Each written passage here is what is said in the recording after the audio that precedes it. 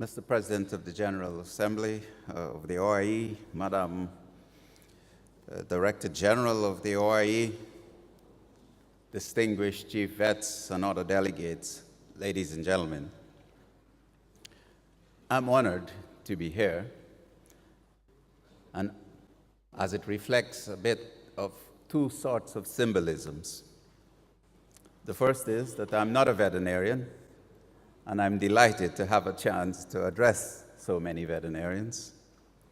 But the second symbolism is the fact that ILRI aspires for many years to work very closely with the OIE.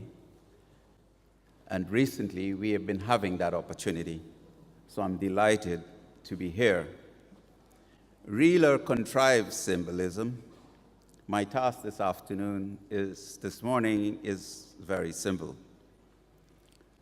On behalf of the ILRI and OIE team working on this agenda, looking at how external factors will impact veterinary services and the adaptations required, I will make this presentation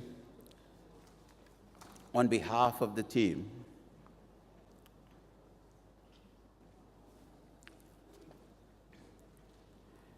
In making this presentation, I will use this outline. I will discuss a little bit about the methodology, the findings, and then some conclusions. The rigor and reliability of this study depends heavily on the methodology that was used. As you can see from this diagram, a conceptual framework was developed using the PESTEL approach, in which political, economic, socio-cultural, technological, legal, and environmental factors were considered. Let me say at the outset, discussing or attempting to analyze so many topics in one study is a complex matter. And therefore, the dominant instrument we used, the questionnaire, was complex, and I understand the concerns about that. However, we endeavored to make the questionnaire not only about retrospective things, but about prospective things, looking forward. So, following the development of the framework, we did a literary review and came up with a long list of external factors, 59 of them, which were then, through questionnaire, discussed with experts. These experts helped us develop a short list of 17, and then those 17 factors were discussed in workshops in which there were scenario analysis developed. And then further, these 17 factors were discussed with member countries through a questionnaire and with veterinary stakeholders. Short timeline, very complex issue, but we hope that you will find this study useful. Given the time at hand, I will only be able to give you the highlights. A much longer and more involved report is with you. The first thing I would say, despite the complexity, the response rate to the questionnaire was very good. Even in the region where there was the least amount of response, the response was still very high, more than 70%, more than 65% of the people polled responded. And in the Americas, the response rate was as high as 85%. The experts, as I said, 21 of them looked at 59 external factors and condensed them. And the stakeholder survey involved about 106 respondents with also a very high response rate.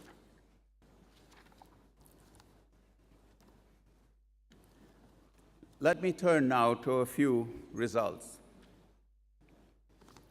The first thing I'd like to say is that member countries, in considering external factors most important for the veterinary services, categorize these, as you can see in this figure, into three broad categories, of which the most important were perceived to be those relating to disease and disease matters, including the diseases of trade, and secondary factors such as foodborne diseases, animal welfare, intensification, and so on were seen as the second category, with such things as biodiversity loss, big data, blockchains, and so on being the third category of important factors.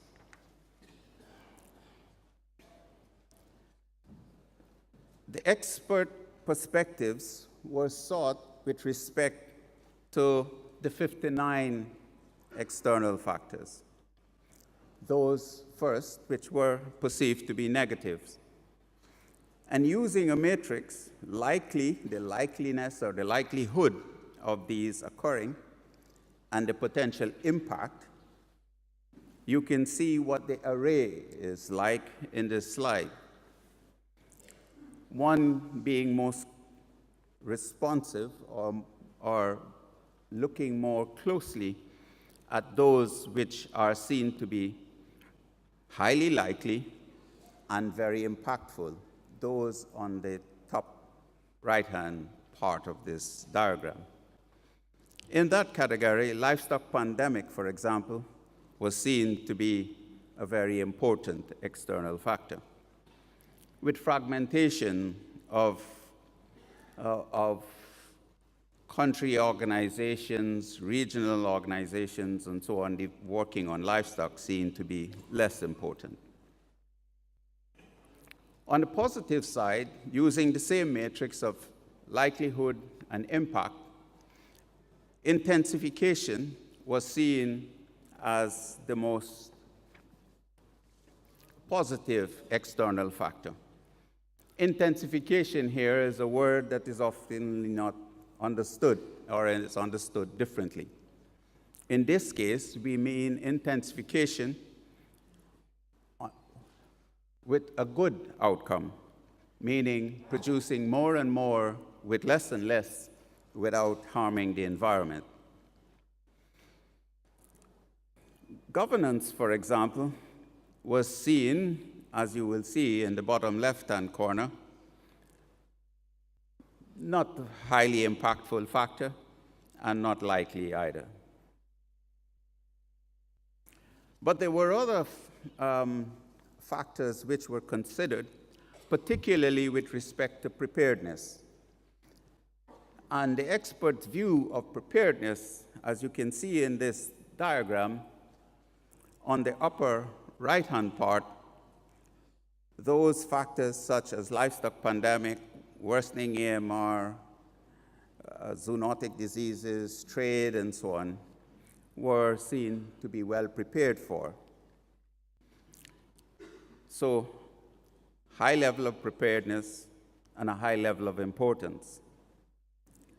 Also important, but not as well prepared for, are such issues as animal welfare, intensification, biotech widespread, veterinary expenditure going up, and so on.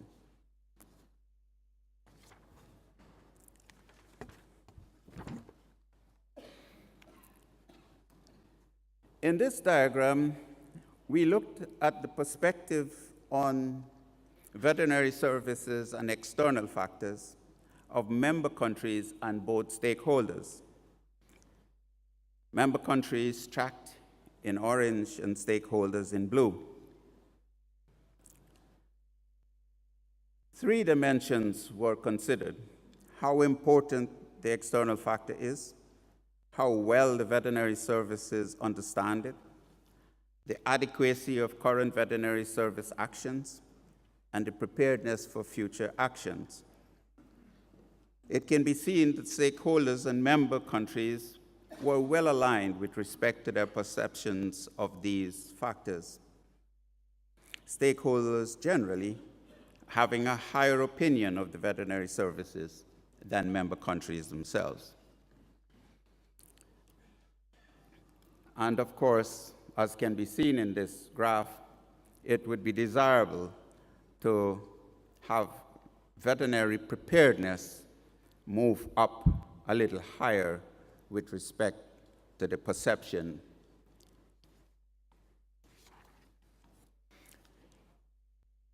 Stakeholders and member countries did not always agree on which were the most important factors.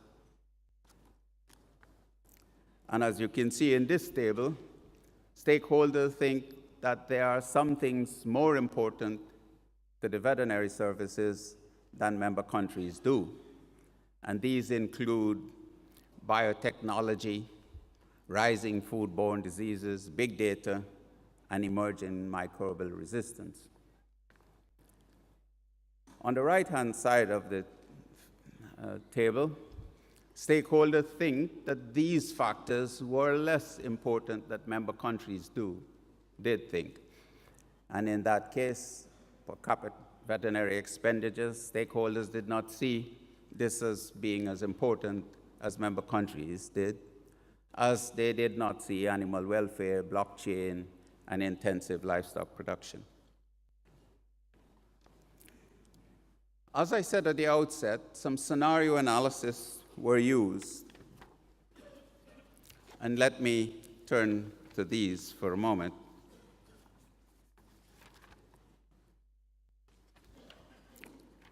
A workshop was held in which participants considered sort of four scenarios. Business as usual, on the top left-hand side, a preferred outcome on the bottom right-hand side, and two wildcards in yellow and in red. The first wildcard was a no-meat world, and the second wildcard was a very dramatic event, such as a plague. Bear in mind that scenario analysis helped develop strategies in the face of uncertainty. Scenarios are plausible alternative worlds, but they are not predictions, or do not forecast the future. So these scenarios were further considered. First, the business as usual scenario.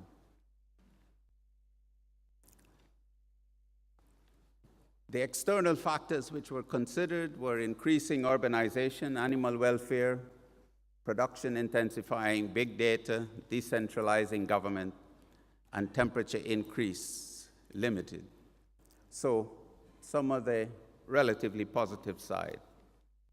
The likelihood of these were quite high, given a score ranging from 0 to 5, as you can see.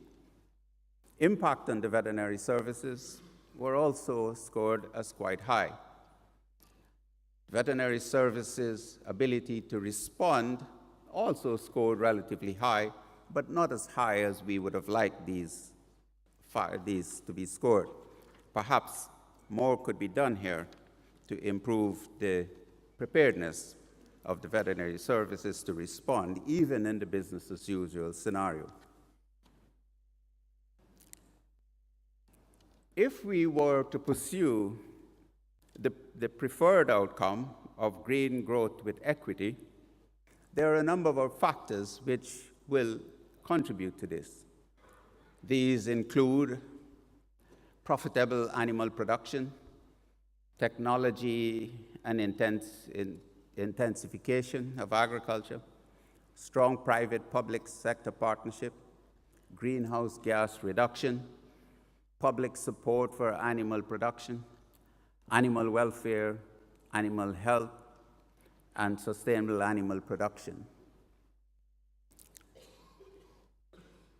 These were highlighted as some of the most important factors that member countries identified necessary to achieve this preferred outcome of green growth with equity.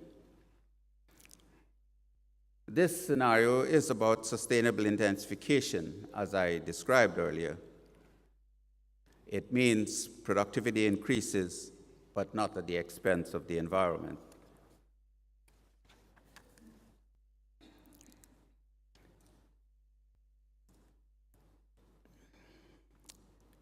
If then veterinary service can help bring about these preferred futures, what were the perspectives of member countries with respect to how they can respond?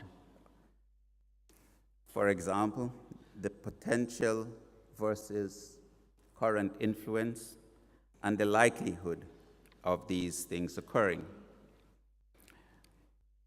Potential influence of veterinary services scored in gray, current influence scored in orange, and likelihood scored in blue.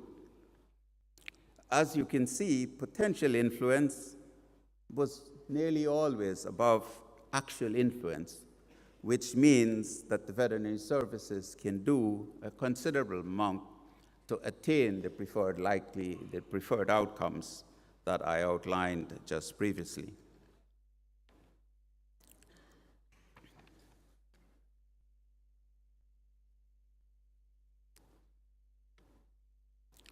However, the response to these preferred future, how the veterinary services can bring about the preferred future, was not even across all regions. Again, the driver, likelihood of the driver, the current influence, and the potential influence scored in the three colors I referred to earlier, blue, gray, and orange. Shown very clearly in this graph by region is the fact that the current veterinary services influence is far below the potential influence. And again, across all regions, there is huge potential for the veterinary services to make potential influence and actual influence roughly equatable.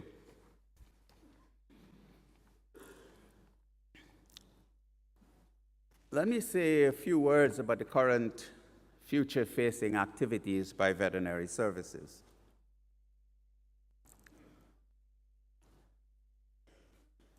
Member country perspective on veterinary services activities to anticipate and influence the future is presented in this graph.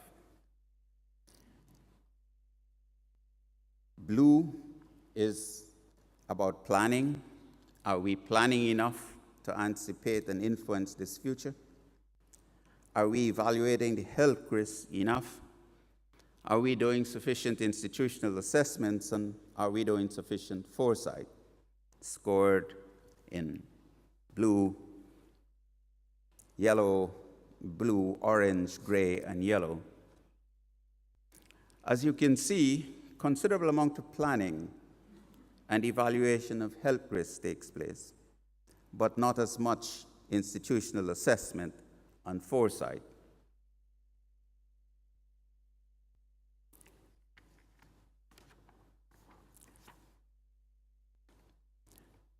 In the case of what are the factors that you need to consider to manage institutional risk, some of which are shown in this table: financial, regulatory, human resources, effectiveness, legal, reputation, operational, and mandate. All factors that we need to manage in order to deal with institutional risk.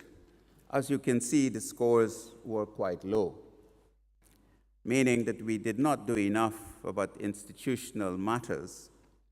We're scored in this graph at 50% or less, and therefore this is probably an area where veterinary services can do much, much more if we are going to pursue the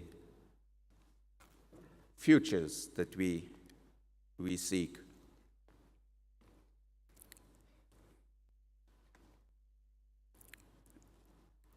In this graph, we present some of the priority diseases that member countries consider, shown from the perspective of member countries.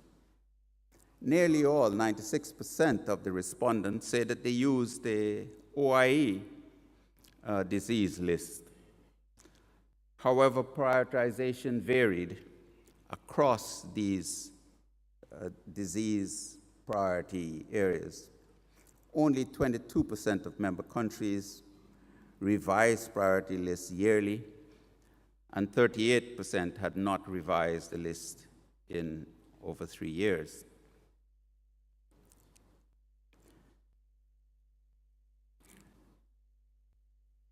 Notwithstanding the fact that each member country dealt with a list of priority disease, the prioritization of these various diseases varied. And as you can see in this slide, such factors as climate change and antimicrobial resistance at the two extremes of this graph were not used very much in prioritization of diseases. Fewer had multiple categories of priority diseases, such as priority zoonotic diseases or foodborne diseases. And very few had a list of priority diseases sensitive to climate change.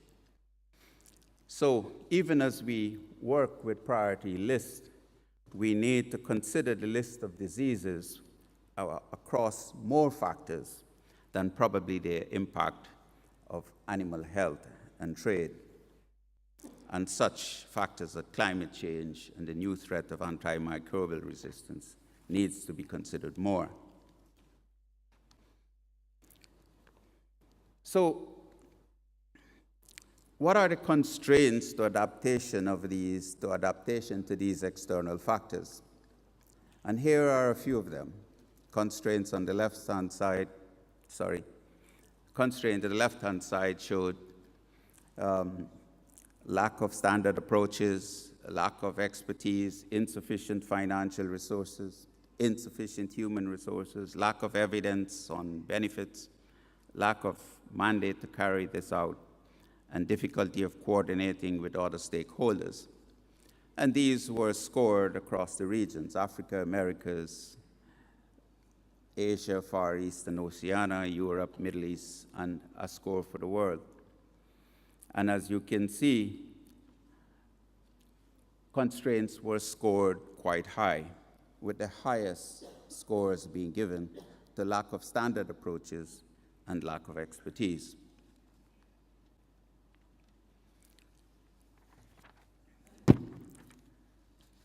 So, a little bit about the future-facing issues concerning veterinary services, and then I'd come to some conclusions. How can the OIE, for example, support adaptation to external factors? And these were viewed against the usefulness of the things we can do as against the ease with which they can be done. And as you can see, such things as workshop, veterinary working groups, foresight training, and so on, were seen as very useful and relatively easy to do. More difficult and probably viewed as less useful was foresight in the PVS process. Nonetheless, I think we are committed to improving that PVS process over time.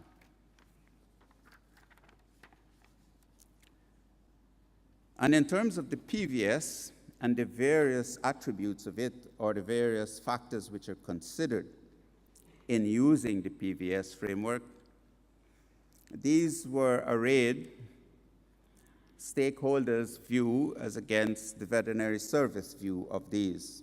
And as you can see, for all the factors, they tracked very closely between what were the veterinary services view and the stakeholders' view, with some exceptions. However, external factors such as emerging preparedness were scored very high when animal welfare issues, for example, at the top of the graph, scored relatively low. So here are new areas that perhaps in refining and improving the PVS over time we can do much more on so that these can be of further benefit to stakeholders and to veterinary services. So in a very dense and long report, very complex subject, what are some of the main conclusions?